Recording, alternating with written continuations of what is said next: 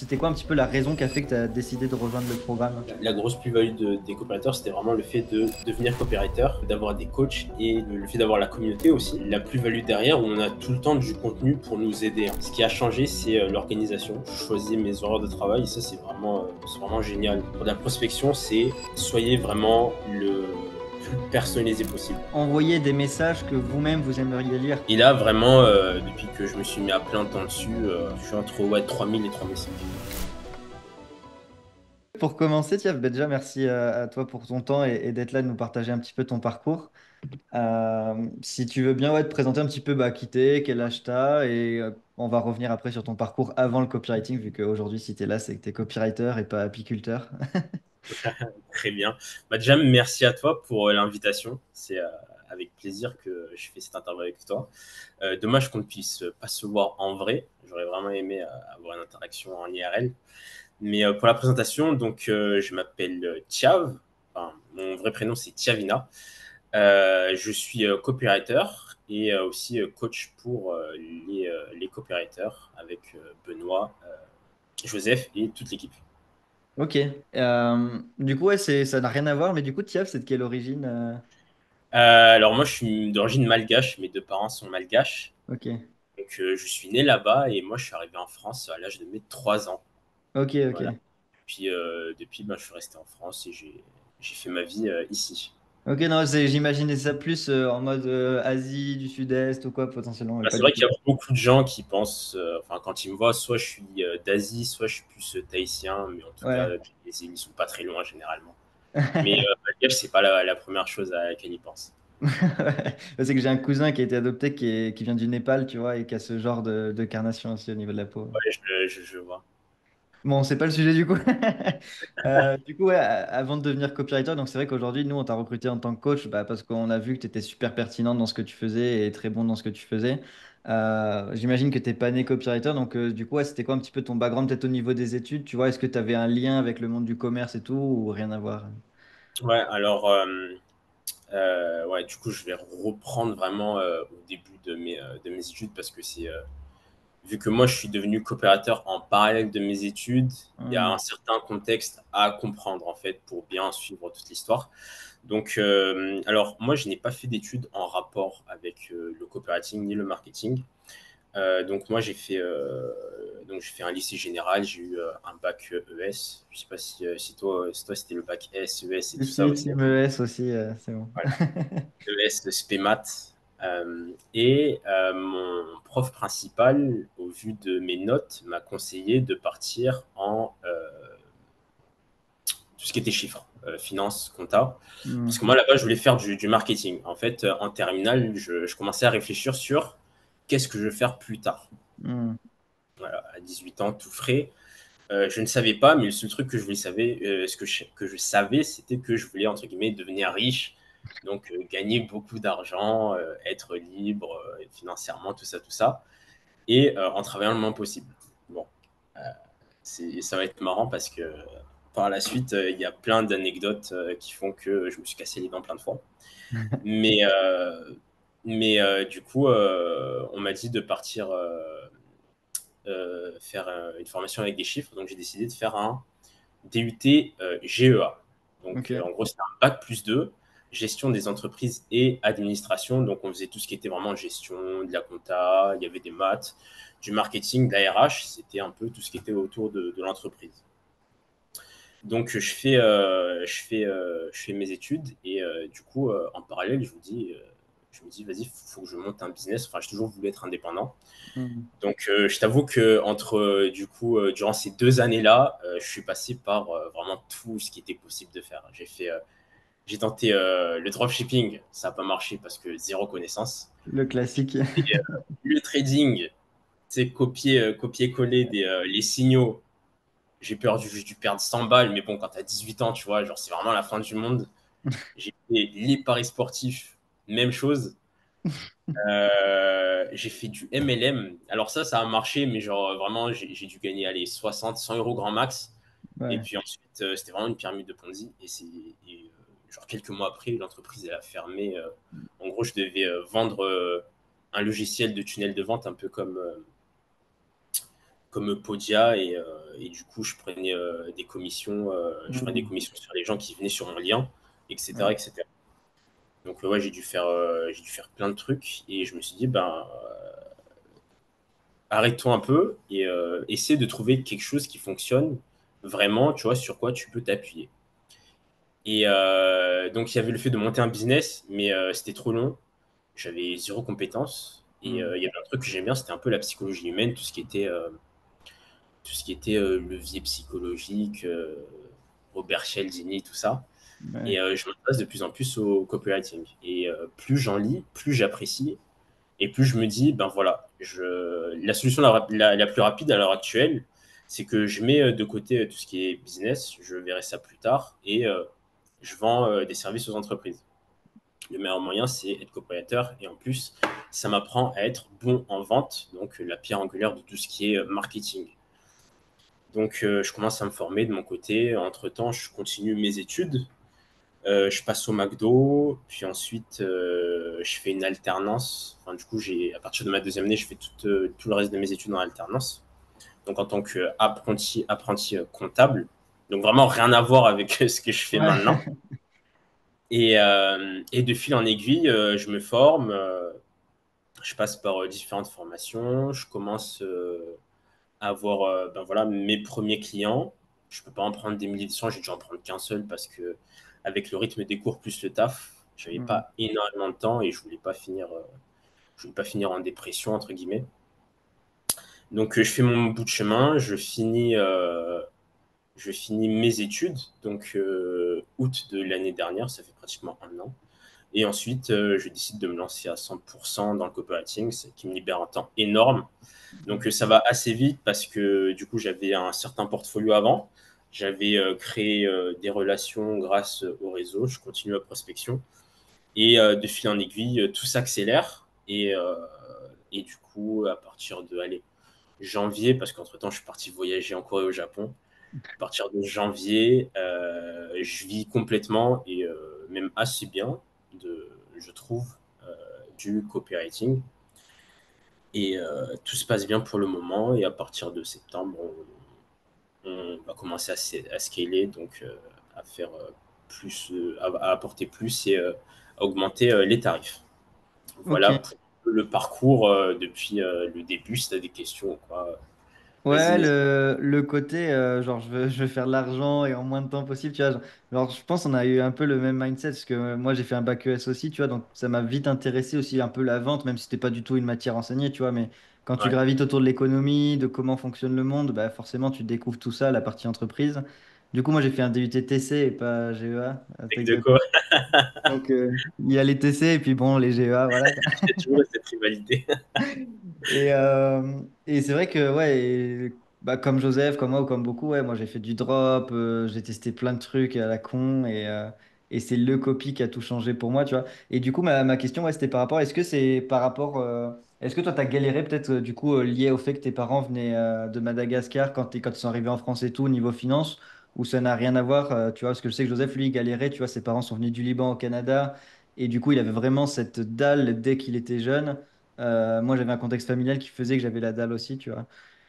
Ouais, bah, ça jouait pas mal aussi, dans le sens où, ben voilà, quand j'étais gosse, j'étais avec mes parents, tout se passait bien, mais c'est vrai que j'étais pas le plus aisé, tu vois. Je manquais de rien, mais j'étais pas le plus aisé, et ça s'est ressenti encore plus quand je suis parti en études supérieures, parce que du coup, qui dit études supérieures dit potentiellement déménagement Hmm.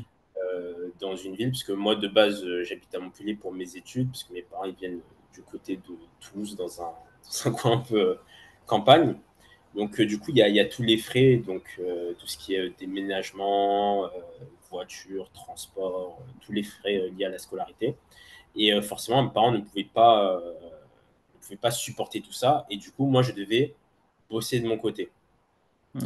Et c'était un peu, comment dire, ce côté-là, c'était comme un coup de fouet qui m'a. En fait, c'était un coup de pied au cul dans le sens où Hmm. j'ai dû bosser au McDo.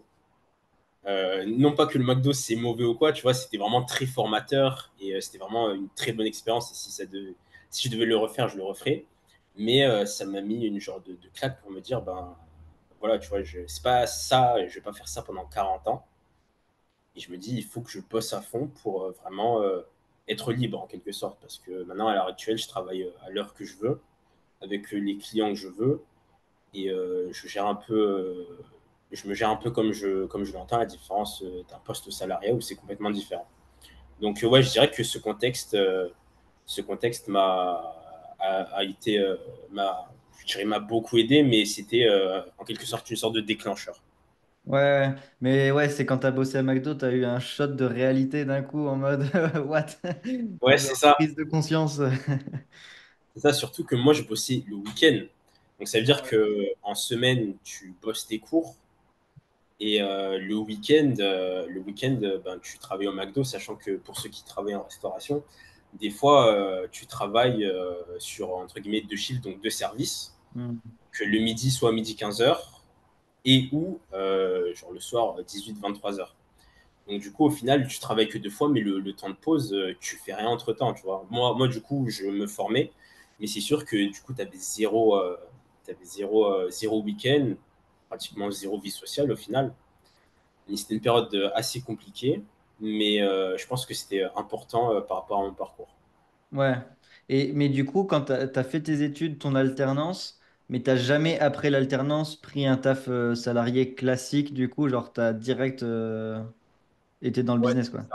Bah, en fait, quand j'étais, en fait, le fait de travailler au McDo puis en alternance, ça fait que du coup, je peux payer mes factures, mes loyers, tout ça, et j'ai pu mettre de côté pour investir, pour me former, mais aussi pour préparer l'après-alternance, parce que je me disais que si je partais en CDI, euh,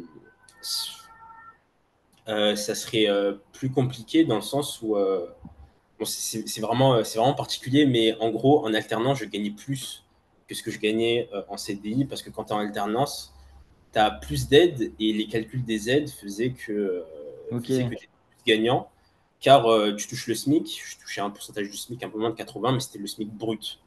Hmm. Donc au final, après calcul, je gagnais plus en étant en alternance qu'en CDI, Ouais. alors que si j'étais en CDI, j'aurais eu une plus grosse charge de travail.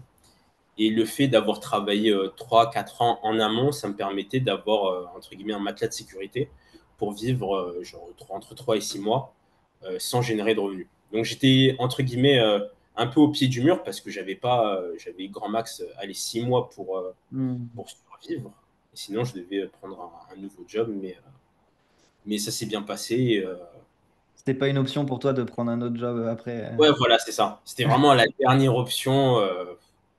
Et c'était pas ce que je voulais, mais dans quelque sorte, le fait d'avoir cette deadline, tu vois, ça te pousse à travailler, à charbonner vraiment à fond, même si c'est pas ce que je recommande. Si je recommanderais plutôt de voilà avoir quelque chose de sécuritaire à côté, peut-être un mi-temps, avoir déjà un pied dans le copywriting, faire tourner avec un deux clients et ensuite partir.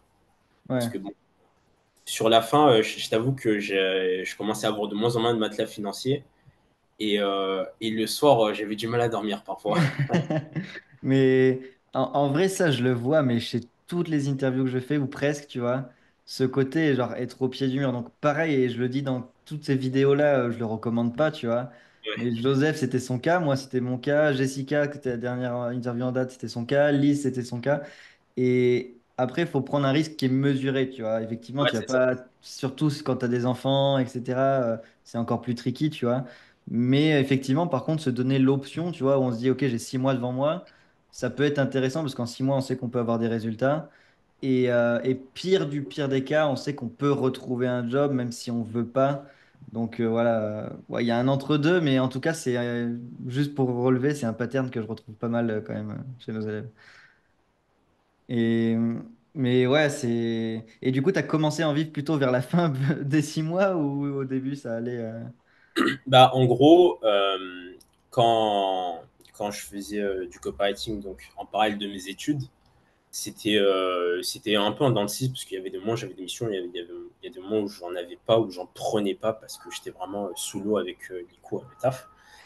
Mais depuis que j'ai arrêté mes études, entre guillemets, j'ai, euh, je suis parti en voyage parce que c'était un truc que je voulais faire depuis un bon moment. J'avais pas énormément travaillé, mais ça c'est vraiment débloqué à partir de la fin. Donc vraiment à partir de ouais, décembre, janvier par là. Donc ouais, ce serait plus vers la fin. Même si je gagnais quelques euros par-ci par-là avant, c'était vraiment à partir du moment où je me suis mis à 100%, focus à 100% dessus, qu'il y a tout qui s'est débloqué en fait. Et du coup, ouais, justement, c'est quoi pour toi quelques euros? Genre, c'est en gros qu'on puisse voir quand ça vivotait. Et là, peut-être les meilleurs mois que tu as pu faire au moment où tu avais plusieurs clients en même temps. Ouais, je m'en souviens, ma première mission, vraiment ma première mission. Bon, j'ai fait mes premières missions gratuites. J'ai dû en faire deux, trois, vraiment, parce que syndrome de l'imposteur. Ok. Mais ouais, je crois que ma première mission, c'était ouais, une séquence plus. C'est une formation, séquence plus page de vente. J'ai dû aller, ça devait être 600 euros. Et les autres missions, c'était ouais, un peu moins de 500 par-ci par-là. Vraiment, c'était séquence mail, page de vente, un peu de consulting. Hmm. Et là, vraiment, depuis que je me suis mis à plein temps dessus et que j'en vis, je suis en moyenne, en net, parce que, vas-y, avec le brut et le net, il y a une différence. Je suis entre ouais, 3000 et 3005. Ouais, ok, ok. Ouais, sachant que tu es en micro-entreprise là. Ouais, je suis en micro-entreprise, ouais. Ouais, donc ouais, t'en vis décemment. En tout cas, c'est un premier objectif pour toi, quoi, je Ouais, c'est pense. un premier objectif et je suis pas non plus à travailler H24 à me tuer à la tâche. En gros, Hmm. je travaille, mais je suis pas. Je pense que heure réelle, je suis pas à 35 heures. Je dois être entre 25 et 30. Ok, ouais. Et juste pour rebondir, tant que j'y pense, sur le syndrome de l'imposteur que tu as Ouais. évoqué, je pense que c'est un truc que tout le monde vit. Est-ce que toi, tu as eu peut-être un feedback que tu peux partager sur bah, qu'est-ce qui a fait que tu as réussi à t'en sortir? Est-ce qu'il y a eu une expérience, un déclic, un travail sur toi-même, tu vois? Alors, très bonne question, parce que du coup, là maintenant, je n'ai pas une réponse claire. Il faudrait que je me revoie. Genre, Est-ce que le fait de faire du gratuit, ça t'a mis en confiance et c'est ça qui t'a permis ensuite de facturer peut-être ou pas Alors, forcément?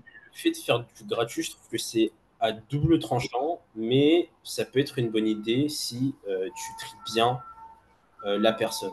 Si la personne, voilà, elle voit la valeur dont on travaille, qu'elle Ouais, est sérieuse quand tu lui demandes de faire, ben voilà, de remplir un document, me donner X informations, etc. Et que elle te prend pas pour, comment dire, un un larbin. copywriter, ouais, un larbin, tu vois.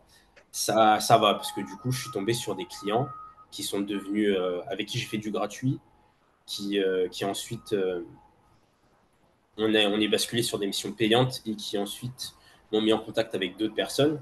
Mais j'ai aussi fait du gratuit avec d'autres personnes avec qui c'était très mal passé.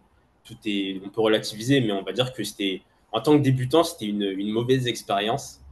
Mais on apprend. Et ouais, c'est vraiment le tri entre comment tu choisis la personne. Et pour en venir au syndrome de l'imposteur, je pense que oui, prendre de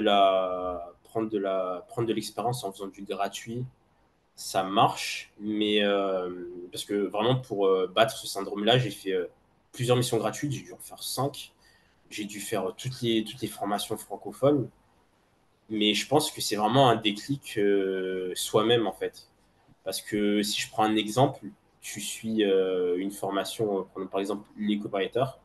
Enfin, moi, je le vois parce que moi, je suis coach, tu vois, mais je sais que si tu as le feedback d'un coopérateur plus expérimenté, moi, Hmm. c'est quand je me suis formé, c'était vraiment ça qui m'a fait le feedback d'une personne plus expérimentée qui m'a dit, ben voilà, j'ai vu ton travail, je l'ai corrigé, tu peux y aller, tu peux aider la personne.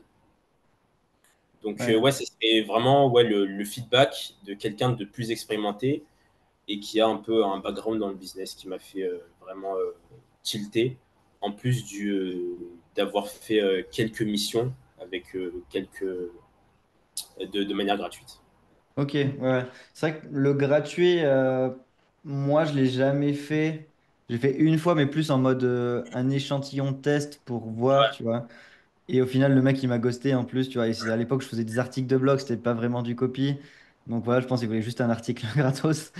Mais en dehors de ça, ouais, la règle, c'est qu'il n'y a pas de règle. On peut le faire et ça peut très bien se Ouais, passer. On peut ne pas le faire et avoir directement que du payant et même du payant très bien, tu vois. Donc, ouais, il faut juste prendre confiance. Et effectivement, c'est pour ça que, pour rebondir dessus aussi, on a mis un système de devoirs où justement on donne des exercices à nos élèves et il y a des coachs qui sont professionnels qui peuvent te dire ça c'est bien, ça c'est pas bien. Et au moins, on peut se positionner. Et on sait qu'une fois qu'on a fini les exercices, ok, ils m'ont tous dit que c'était de la merde et il n'y a toujours pas d'amélioration. Donc, il faut peut-être que je me remette en question et qu'il n'y a pas d'intérêt à aller sur le terrain. Au contraire, il y a un petit peu une validation en mode, bah, c'est ok, franchement, c'est propre, tu peux y aller. Et si tu as un client, tu sais que tu vas délivrer. Et pourquoi je dis ça? Parce qu'on voit trop, et tu le vois peut-être sans doute sur le groupe aussi, des gens qui arrivent, qui disent, bon, ben c'est parti, je commence la prospection au bout de 15 jours. Et en fait, ils disent, ben merde, j'ai une réponse et j'ai un client, comment je fais maintenant, quoi? Ben, en fait, il ouais, fallait peut-être commencer par les bases déjà avant d'aller te brûler les ailes, quoi. ouais, exactement. Et justement, ouais, par rapport à ça, ouais, vu que tu es coach, c'est quoi un petit peu les erreurs peut-être que tu vois les plus récurrentes sur des copywriters qui sont complètement débutants, qui connaissent rien, tu vois? Vu que toi, tu es au contact d'eux au quotidien, bah, ça peut permettre de donner du feedback aussi à ceux qui nous regardent. Bah, je pense que c'est, enfin vraiment le plus gros point qui m'arrive là maintenant et on en a tous parlé en plus avec l'équipe, c'est vraiment la semaine 1 où ben, les élèves ne vont pas assez n'approfondissent pas assez leur recherche en fait. Mm. Il y en a, ils font l'effort, il y en a, ils l'ont compris depuis on a fait entre guillemets la refonte. Mais il y en a qui restent vraiment trop en surface et c'est trop superficiel malheureusement. Et du coup, ça se ressent directement après sur tous les autres devoirs où tu vois, ça va manquer d'impact. Autant le fait qu'il soit débutant, c'est normal qu'il ne maîtrise pas encore toutes les ficelles du copywriting, notamment pour être plus émotionnel, pour Ouais, taper là où il faut. Mais on remarque vite fait la différence entre la personne qui a bien fait sa recherche, qui cherche vraiment à comprendre profondément, chercher des désirs profonds, vraiment quelle est la peur et tout ça, vraiment comprendre sur le bout des doigts et par cœur son avatar, avec l'autre personne qui est vraiment allée trop en surface et même après avoir corrigé deux trois fois, n'est pas encore allé assez loin pour commencer vraiment à développer le copywriting et vraiment faire quelque chose d'impactant et émotionnel. C'est ouais, vraiment le point qui me vient. Sinon, pour aller un peu plus loin, ça serait le concept de Big ID. C'est ouais. des fois c'est pas compris et quand c'est pas mis en place, ça se ressent direct aussi que ben des fois tu vois tu lis l'argumentaire de vente, la page de vente ou l'email, mais nous en tant que coopérateur, on remarque quand il y a une ligne directrice, mais là Hmm. des fois tu le vois pas et tu dis que ça part un peu dans tous les sens. Ouais. Voilà les deux principaux points que j'ai vus. Après, pour le reste, souvent, quand on corrige, tout se passe assez bien. Ouais, c'est pour rebondir sur la recherche d'avatar. Nous, à côté de la formation copywriting, on a un accompagnement où justement on est des entreprises. Et c'est des entreprises, tu vois, qui ont déjà des belles boîtes. Tu vois, ils font minimum de 10 000 euros par mois déjà avec leur boîte. Et ils font plus en général 30, 40, 50 000. Donc voilà, c'est une entreprise qui a déjà une certaine traction. Et quand nous, on va bosser sur leur VSS, sur leur pub, sur leur message de vente, on leur demande justement de faire une recherche d'avatar, etc. Et même eux, c'est pas maîtrisé, tu vois. Et pourtant, Ouais, c'est déjà des boîtes qui marchent, mais en fait, on peut quasiment, j'abuse pas, doubler leur chiffre d'affaires juste en retravaillant l'avatar. Et avec Joseph, à chaque fois, c'est pas, il y a des process et on leur dit, non, là, c'est pas assez deep, là, on sait pas à qui tu parles. Est-ce que c'est des hommes, est-ce que c'est des femmes, est-ce qu'ils font quel type de job? Qu'est-ce qu'ils veulent quitter dans leur vie, pourquoi ils veulent quitter ça, vers quoi ils veulent tendre et pourquoi ils veulent tendre vers ça, tu vois. Et donc, ouais, si c'est un conseil pour tous ceux qui nous regardent, prenez vraiment au sérieux et je sais que c'est le plus chiant, tu vois, que vous soyez entrepreneur ou futur copywriter ou déjà copywriter, cette partie recherche d'avatar, c'est vraiment les fondations de la maison. Et si les fondations, on se dit, vas-y, je les fais en 3 secondes et je passe vite à la décoration et à la peinture parce que c'est ça qui me fait kiffer, ben, en fait, la maison, tu n'auras même pas le temps de faire la peinture parce qu'elle sera déjà écroulée, quoi. Donc, ok, c'est chiant de poser des pylônes, je sais pas comment ça marche le bâtiment, tu vois, et de juste poser les chapes et tout ça. Mais une fois que ça s'est fait, derrière, on est serein et on peut faire n'importe quel type de copywriting et ça marchera beaucoup mieux, en fait. Donc, ouais, il y a plein de courants, tu vois, il y en a qui disent c'est 50% du job, la recherche, d'autres qui disent plus, d'autres qui disent moins, mais grosso modo, il faut comprendre que faire la recherche, c'est ouais, quasiment la moitié du travail. Et si c'est bien fait, en plus, il n'y aura pas de syndrome de la page blanche ou quoi que ce soit, parce que on a déjà tellement travaillé notre client idéal qu'on sait ce qu'il pense, et donc on va l'écrire naturellement, quoi. Ouais, c'est ça. C'est vraiment hyper important et c'est assez négligé. Mais Hmm. c'est vrai que je comprends que ça soit chiant. Enfin, Ouais. moi, je trouve pas ça si chiant que ça, mais parce que moi, j'aime bien, tu vois, un peu comprendre et tout. Mais c'est vrai que c'est vraiment quelque chose à ne pas négliger et qui peut vraiment, vraiment apporter de gros résultats. Ouais, c'est vraiment le truc 20-80, tu vois. Genre, t'as des trucs émotionnels, des petits hacks de copie qui vont être un petit truc en plus, mais si ça y est pas, c'est pas grave. Alors que la recherche de la tarte, si elle est pas bonne, derrière, il n'y a rien qui est bon, quoi. Ouais, c'est ça. Donc, ok, ouais, bah, en tout cas, ouais, et plus Big ID, après, c'est vrai que ça, on n'en parle pas tellement sur YouTube, mais on pourrait faire des vidéos, ça me donne des sujets. Comment créer des idées novatrices. Et je parlais récemment avec des copywriters en Suisse. Je sais pas si tu es au courant, mais tu as des grosses boîtes en Suisse, c'est dans la santé, dans la finance, etc. Avec des grosses newsletters, tu vois, qui font des millions annuels. Et ils disent, genre, on passe 80% de notre temps à juste faire des recherches sur le marché, sur le client et à trouver des idées qui n'ont jamais été conçues, tu vois, ou qui ont Mhm. très peu été touchées. Donc c'est assez révélateur, tu vois, c'est des mecs qui sont payés très très cher dans des grosses boîtes en tant que copywriter salarié et leur job c'est juste de trouver des idées, quoi. Ouais. Ouais, bah, c'est vrai que quand tu trouves des idées différentes, novatrices, tu vois, ça pique toujours la curiosité, tu vois, et souvent, tu veux en savoir plus. Même moi, en tant que coopérateur, tu vois, je tombe sur des nouveaux trucs, je me dis, bah, ça a l'air intéressant, et tu vois, je le lis. Ouais. Mais c'est c'est intéressant, ouais. Quand en tant que copywriter, toi-même, tu te fais hook et tu as envie d'en savoir plus, en général, c'est que tu dis le mec, il a fait du bon taf et c'est un Ouais, bon tunnel, ça. c'est ça. Par rapport C'est- à la... Ouais, vas-y, pardon. ouais, ouais. Mais je voulais rebondir là-dessus, mais je veux dire, ce que j'ai remarqué, c'est que souvent, les très bons coopérateurs, souvent dans leur copywriting, ils sont, tu vois, tu vas pas voir, enfin, la structure, enfin, les ficelles derrière, elles sont pas, entre guillemets, évidentes, tu vois, j'ai envie de dire, Hmm. genre, c'est, entre guillemets, naturel. Genre, tu lis, c'est vraiment smooth, c'est vraiment Ouais, tout bougon glissant, tu vois. Alors que je sais que quand c'est, le niveau est un peu plus débutant, tu vois, tu remarques directement quel principe est utilisé à quel moment. Mais ça, c'est vraiment un autre niveau, mais c'est ce que j'avais remarqué aussi, et c'est vraiment très intéressant. ouais, ça se travaille et on a le cas là, tu vois, Joseph, et il a écrit, parce qu'on va bientôt lancer le marché US pour les formations copywriting. Et donc, il a écrit la VSL et genre, je l'ai relu, tu vois, et je me suis dit, putain, c'est trop bon, tu vois. Genre, tu lis, t'as même pas fait gaffe, tu viens de lire un document de 20 pages Ouais, c'est ça. et t'as envie d'acheter alors que tu vois, c'est notre produit. Et c'est là que tu dis, ok, normalement, ça devrait pas être mal, ça. Par rapport à, peut-être pour revenir sur ton parcours, tu as dit que tu avais trouvé des premières missions. Du coup, tu les avais trouvées comment? Est-ce que c'était via de la prospection, des plateformes, de la création de contenu? Alors, c'était sur Facebook. Bon, je ne sais pas si à l'heure actuelle cette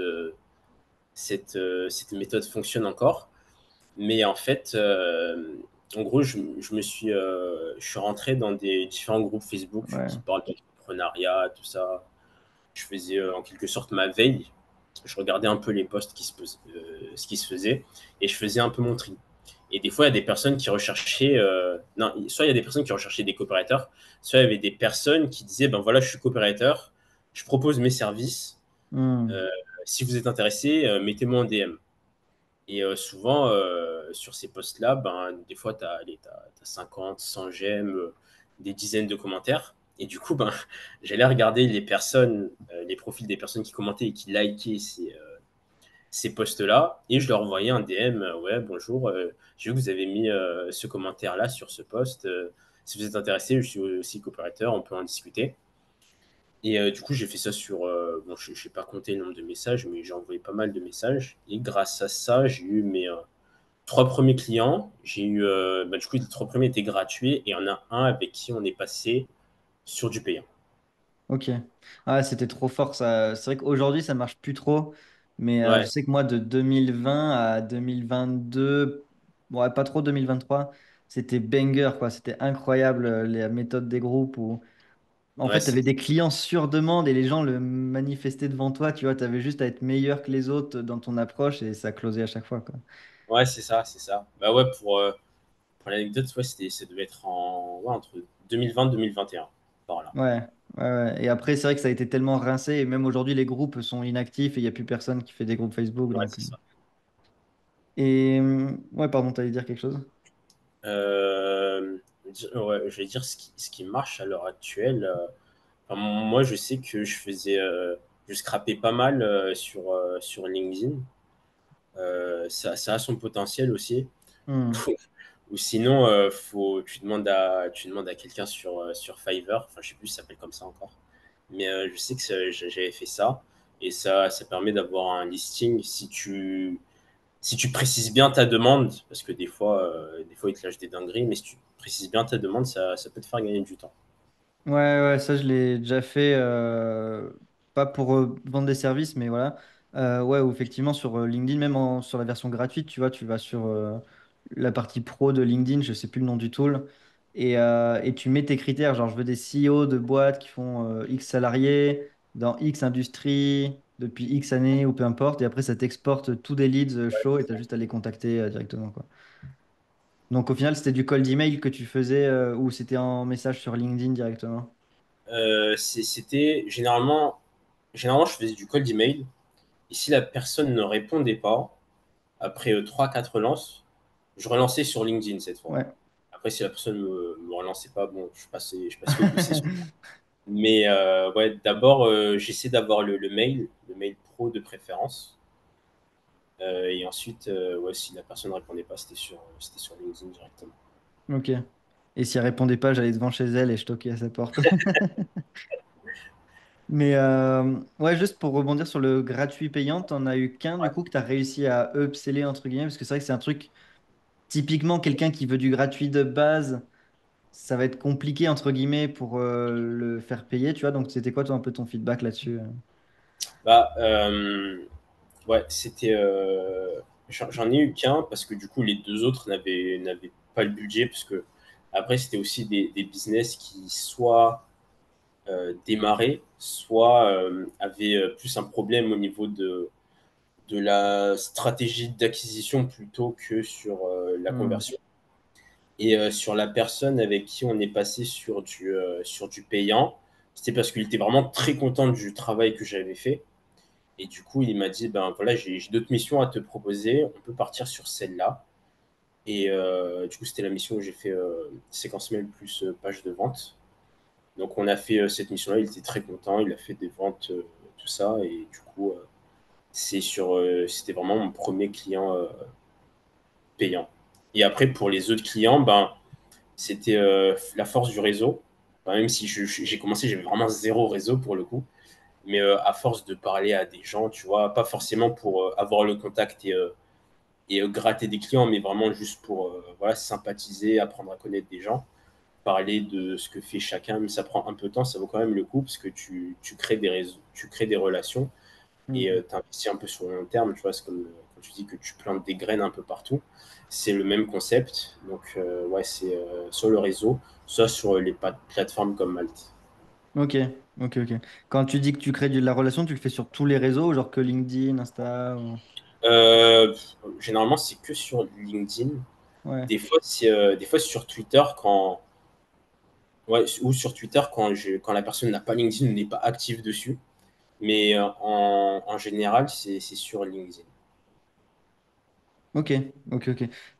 Est-ce que par rapport à ça, ouais, l'acquisition de clients sur ton parcours, tu vois, ton feedback, euh, c'est pareil, c'est quoi peut-être les erreurs ou vraiment les trucs que tu as fait, tu te dis, bah, si je recommençais de zéro, je le ferais pas, tu vois, ou au contraire, une bonne pratique, ou les deux, que tu as fait où tu te dis, bah, ça, c'est vraiment trop bien, et si aujourd'hui je suis à la rue, tu vois, j'ai juste mon ordinateur et j'ai besoin de trouver un client, je ferais ça directement, tu vois.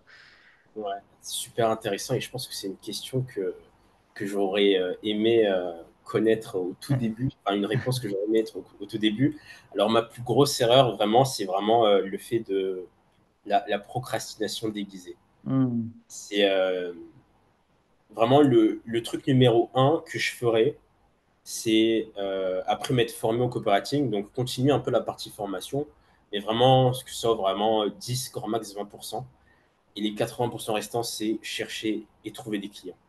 Et Hmm. vraiment passer à l'action là-dessus et pas procrastiner sur je refais mon profil, je fais autre chose, mais vraiment tout droit sur trouver des clients, peu importe la méthode, que ce soit de l'inbound ou de l'outbound, donc prospection ou création de contenu, mais vraiment aller à fond sur la création pour trouver des clients.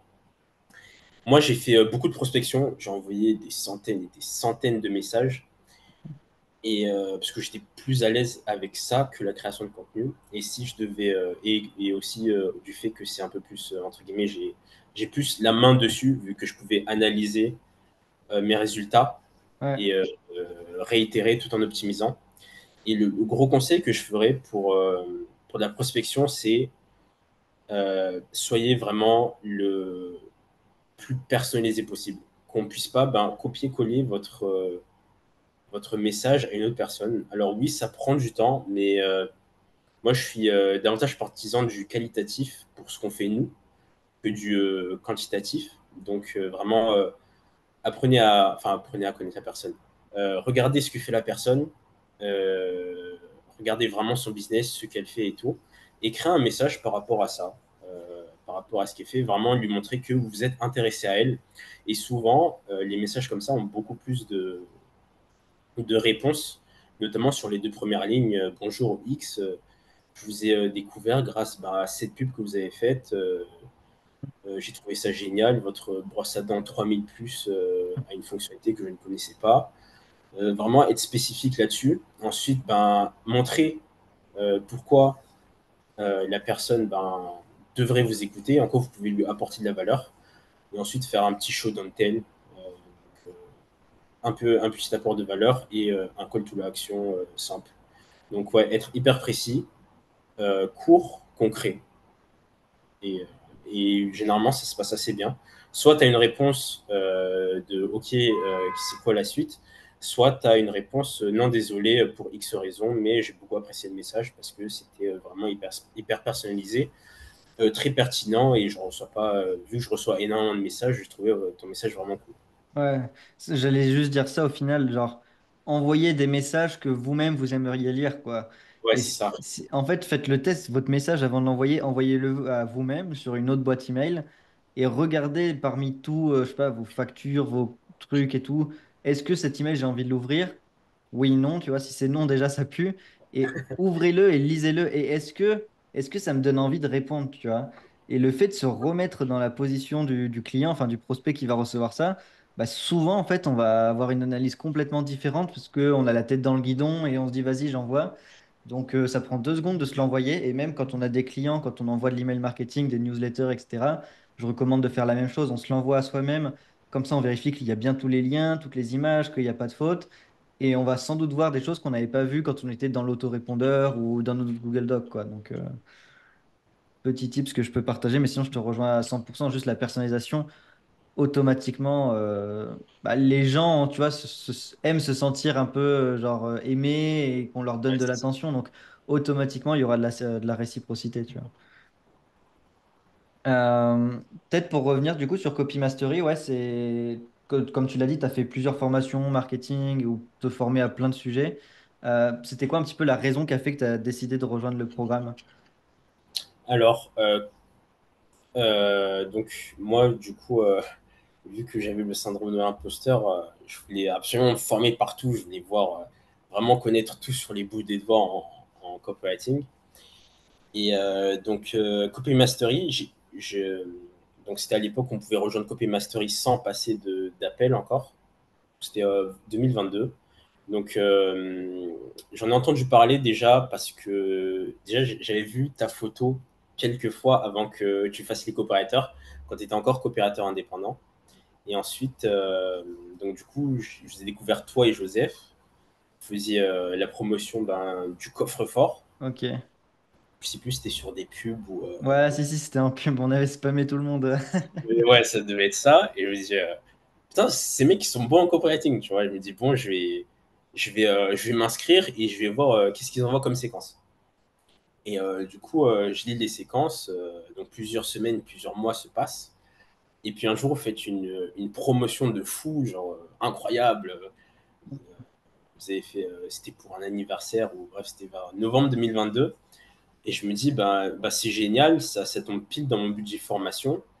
Et en plus de ça, voilà, bah, les copywriters, là où vous avez pris le positionnement, c'était vraiment faire de toi un copywriter et pas forcément écrire de meilleures pages de vente, chose que 90% des formations à ce moment-là proposaient, ou bien certains proposaient des formations pour devenir copywriter, mais c'était un peu des transitions entre, ben, d'abord nous on avait fait une formation de copywriting pour tes produits, et petit à petit on passe sur une nouvelle version où on faisait une formation de copywriter pour les copywriters. Donc, du coup, c'était un entre-deux un peu bizarre, mais vous, c'était vraiment focus sur ça.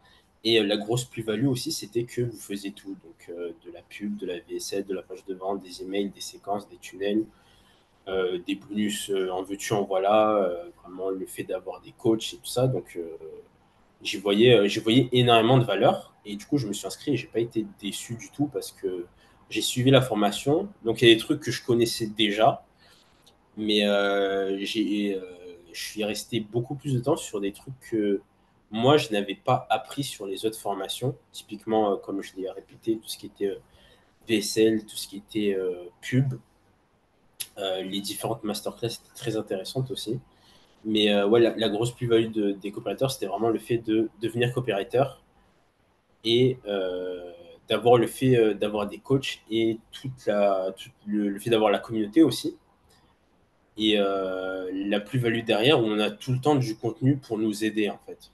Vraiment, si, si je devais en prendre qu'une, je pense que ça serait celle-là.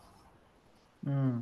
Dans le sens où, genre, tu as un client qui te demande une pub YouTube, tu sais que tu as ta boîte à outils, tu y vas, boum, tu as une pub. Tu as un client Ouais, qui te demande un email, tu sais, boum, je vais sur ce truc. C'était dans ce sens-là que tu voulais dire?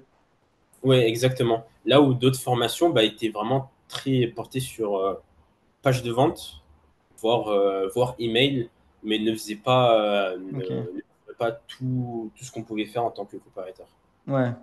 Ouais, bah c'est vrai que c'est nous un parti qu'on a eu dès le départ on forme pas au copywriting, enfin on forme au copywriting, mais on fait des copywriters surtout. Donc il y a la partie client aussi, entreprise, etc. Tu vois, qui est super Ouais, importante. il y avait ça Mais aussi. surtout pour que tu sois copywriter, il faut que tu sois opérationnel et donc que tu aies justement le bagage nécessaire pour aller sur le terrain et sur tout type de mission, tu vois. Et peut-être pour rebondir là-dessus, toi, tu as fait quel type de mission en majorité, tu vois, avec tes clients payants du coup? Tu as parlé d'emails, de pages de vente. Est-ce que tu as eu d'autres choses ou c'était principalement ça? Ouais, attends, je l'ai sous les yeux, mais ouais, c'est beaucoup d'emails et quelques pages de vente aussi. Et sinon, c'était un peu plus sur de la stratégie, vraiment du consulting où je disais à l'entrepreneur, ben voilà, là, tu as un problème d'acquisition, là, tu peux fidéliser avec ce que tu proposes. Mais ouais, en général, c'est pages de vente email. Ouais, ouais, bah c'est ça, c'est 80% du taf. Et la partie consulting, tu l'as fait dès le départ ou c'est comment? Parce que c'est vrai que ça, c'est un truc que on recommande pas mal, tu vois, et même des débutants le font parce qu'ils ont un niveau de connaissance du coup sur la partie tunnel et stratégie qui est super intéressant. Où au lieu de vendre du done for you, donc pour ceux qui nous écoutent en mode c'est toi qui vas faire à la place du client, bah, tu aides le client à le faire ou tu lui expliques qu'est-ce qu'il doit faire et après c'est lui qui fait. Donc il y a un intérêt dans le sens où on se fait payer soit au temps, donc à l'heure ou quoi, mais c'est beaucoup plus intéressant et on met pas les mains dans le cambouis. Donc, quand on veut prendre des petites missions par-ci par-là ou qu'on veut pas faire de done for you, c'est super intéressant aussi, quoi. Bon. Bah écoute, moi, ça s'est fait un peu, entre guillemets, naturellement, dans le sens où quand je travaillais, généralement, c'était des clients avec qui j'avais envoyé un livrable. Donc, ça pouvait être une landing page, page de capture ou un email. Et souvent, tu vois, quand je travaille avec un client, après la recherche avatar, je fais souvent une recherche sur le business, sur le marché, donc sur les autres concurrents. Et je me dis, tu vois, ben voilà, si j'étais à sa place, j'aurais fait ça, ça, ça. Et moi, je le suggère ensuite Hmm. en call, quand on fait un débrief ou quand c'est le moment de proposer autre chose, je lui dis, ben voilà, si j'étais à ta place, j'aurais fait une séquence mail en plus ou une séquence de panier abandonné, ou bien complètement autre chose, genre par exemple partir peut-être sur travailler plus ton SEO si tu veux pas faire du trafic payant. Et ça s'est fait un peu naturellement comme ça. Bon, je suis pas peut-être pas le meilleur là-dessus, mais je sais que souvent c'est des remarques pertinentes et mes clients m'ont m'ont remercié pour ça. Ouais, honnêtement, c'est un format, enfin, moi j'adore et je le fais encore un petit peu aujourd'hui où c'est juste à l'heure, tu vois. Je sais pas, par exemple, j'ai un infopreneur qui veut qu'on revoie sa page de vente. On Ouais, prend une heure, il va me payer, je sais pas, 500 1000 euros. On analyse tout et d'ailleurs, il y a une des pages de vente que j'ai mis dans Copy Mastery, celle sur la formation des langues. On est passé de 0,3% à 7% de conversion. Ça fait genre énorme. plus de 200 fois l'augmentation, Ouais, tu vois. Et juste en une heure, en fait, je lui ai juste dit, tu fais ça, tu fais ça, tu fais ça. Ici, ça serait bien de mettre ça, ça, tu peux l'enlever. Et automatiquement, il a eu plus de résultats. Moi, j'ai été payé juste pour donner des conseils sur un Zoom pendant une heure, quoi. Et donc, ça, c'est cool. Et en vrai, même un débutant peut le faire, tu vois, parce qu'il a un œil extérieur. Et comme tu le disais, par rapport à tes clients gratuits aussi, il y en a qui n'auront pas forcément le budget à mettre genre 1500, 2000, 3000 euros par mois, chaque mois sur un copywriter. Et c'est OK, en fait. Eux, on peut leur dire, bah, c'est juste 500 euros. Et je pense à Alexis, un des membres du groupe, qui fait ça, où il s'est payé 400 euros par mois, où il passe une heure par semaine avec son client, où il lui dit, bah, là, cette semaine, ce serait bien qu'on fasse ça. Mais c'est le client qui va mettre les mains dans le cambouis, quoi. ouais. Très, très intéressant ça aussi.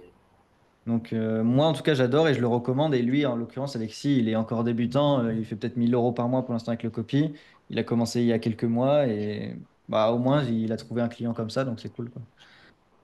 Euh, du coup ouais, peut-être pour conclure un petit peu et se projeter, donc là tu as dit grosso modo tu fais entre 3000 et 3500 nets par mois avec le copy. Yes. Tu t'en as parlé au début, bah, tu es quelqu'un d'ambitieux qui veut aller loin. C'est quoi un petit peu ta vision pour les prochains mois, les prochaines années, ce que tu aimerais faire par rapport à tout ça? Ben, pour les mois, les prochaines années, ça serait ben, du coup continuer de faire du copywriting. Euh, Pas forcément travailler plus, mais augmenter mes tarifs. Hmm. Euh, Là, voilà, on va dire que d'ici l'année prochaine, j'aimerais taper les 5K par mois en net. Hmm. Et dans les prochaines années, scaler encore plus. Euh, Peut-être mettre un pied dans le monde du business, à voir. Je ne me suis pas encore positionné là-dessus. Mais pour le moment, ça serait vraiment augmenter mes prix, continuer à bosser avec des clients, des projets que j'aime bien, continuer à former des coopérateurs aussi. Et, ça sera déjà bien. Ouais, non, non, c'est clair, parce que ça fait pas 10 ans que tu fais ça non plus, donc en vrai, Ouais, c'est bien, quoi. Et du coup, ouais, c'est quoi peut-être aussi, depuis que tu vis du copywriting, tu vois, confortablement, des choses qui ont changé dans ta vie ou des choses que tu kiffes, tu vois, tout à l'heure, tu parlais du fait que tu postes pas énormément, j'imagine que c'est un truc qui t'en est content, tu vois. Est-ce que du coup, tu alloues ce temps-là vers des passions, tes proches ou autre chose, tu vois? bah, question très pertinente. Alors, ouais, je disais que je travaillais pas énormément parce que il faut savoir que depuis euh, janvier, je fais. En fait, moi, je pratique pas mal de musculation en salle, et, qui est une passion, clairement. Et du coup, j'ai fait ben, des compétitions de bodybuilding, de culturisme. Donc, du coup, en janvier, j'ai commencé donc, ce qu'on appelle une sèche. Donc, c'est une période où je vais perdre du gras. Et il faut savoir que c'était une période qui est très, très énergivore et chronophage. Donc, du coup, je ne pouvais pas énormément travailler euh, par rapport à ça. Et,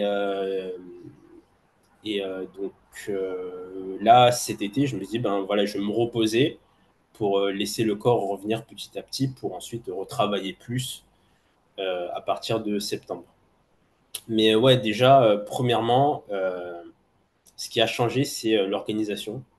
Je choisis mes horaires de travail et ça, c'est vraiment génial dans le sens où du coup, je peux aller à la salle de sport à l'heure que je veux, donc Hmm. pas aux heures où il y a tout le monde. Vraiment, je vais à des horaires de chômeurs, genre soit à 10 heures, soit à 13 heures. Ensuite, il y a un gros point que j'ai vraiment détesté. Vraiment, ça peut être ridicule ou vraiment drôle, mais je déteste les embouteillages. Et Ouais. je sais que quand tu prends la voiture et que tu tapes tous les embouteillages, surtout quand tu es dans une grande ville, à 8 heures ou à 17 heures, c'est vraiment l'enfer, alors que le week-end, ça roule tranquillement. Et aussi, c'est le fait de pouvoir travailler d'où je veux. Je peux travailler ici comme je peux travailler Corée du Sud, comme je veux travailler chez mes parents ou que sais-je. Et aussi le fait de pas être limité à prendre 2 semaines de vacances l'été ou quoi, genre, vraiment choisir quand partir. C'est vraiment cette liberté et cette autonomie. Ouais, ouais, mais c'est génial, tu vois, genre juste se dire, et c'est ce qu'on dit dans notre VSL, tu vois, genre imagine, tu te lèves à 9 h et tu vas à 10 h marcher dans le parc avec ton gosse ou peu importe, tu vois, bah, c'est des trucs que tu peux pas faire si tu es salarié, bloqué dans ton bureau ou dans un job que t'aimes pas, tu vois, et c'est débile, tu vois, genre, il y a pas, on dit pas de rouler en lambeau, d'acheter des Rolex et devenir millionnaire, tu vois, juste, tu fais ce que tu veux de ton temps et juste ça, enfin, pour moi, avec Joseph, c'est une valeur super haute, la liberté, c'est ce qui nous drive, tu vois. Ouais, Donc, je suis totalement moi, je d'accord. trouve ça génial de dire que toi, tu peux passer ton temps sur ce qui te fait kiffer, à savoir bah, le gym, tu vois. Et en plus, tu peux laisser ton corps reposer, donc aller dans des performances encore plus fortes, etc. Que si tu étais toute la journée à faire 40 heures par semaine dans un truc que t'aimes pas, quoi.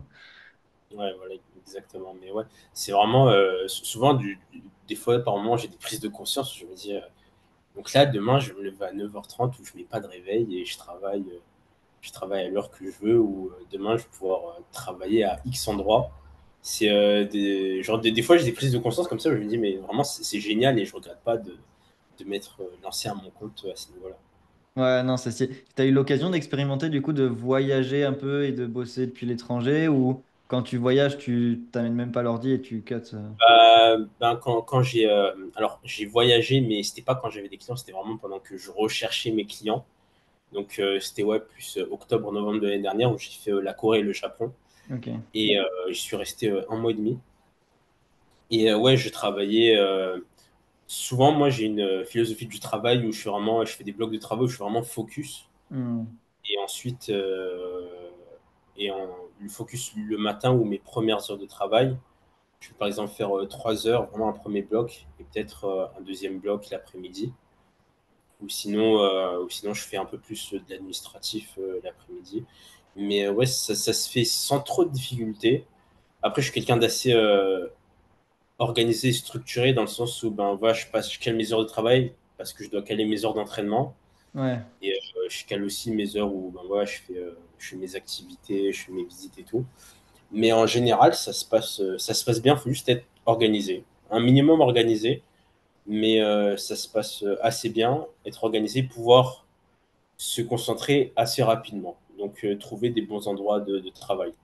Ouais, non, franchement, ouais, stylé, c'est super important l'organisation. Enfin, surtout quand on commence et comme on le disait tout à l'heure, tu vois, si tu as un mi-temps ou tu es toujours salarié, que t'es pas organisé, bah là, ça va être très compliqué, quoi. Donc, c'est pour ça qu'il faut s'imposer une routine qui est pas forcément horrible, hein. Ça peut être juste 1 heure par jour ou quoi, ou 1 heure le matin, 1 heure le soir. Mais juste si on arrive à s'y tenir, déjà, en fait, c'est obligé qu'on ait des résultats, quoi. C'est comme à la salle, pour le coup, si on fait le parallèle, tu vois, si tu vas 4 5 fois par semaine et que tu fais ce qu'il faut, il n'y a pas de question que ça marche pas, en fait, ça va marcher. C'est juste une question de temps, d'itérer, d'optimiser, mais ça va le faire, quoi. Ouais, ça, c'est trouver sa routine et une routine qu'on aime et qui nous convient aussi, qu'on peut garder dans le temps. Et à partir de là, quand t'es régulier et que tu y mets le travail, il y a tout qui peut se faire au final. Mm. Ouais, carrément. Bah, en tout cas, merci pour tous les tips. Ça fait bientôt ouais, pas loin d'1 heure qu'on parle. En vrai, il y a énormément de valeur déjà, donc merci à toi pour ta transparence et d'avoir partagé ton parcours.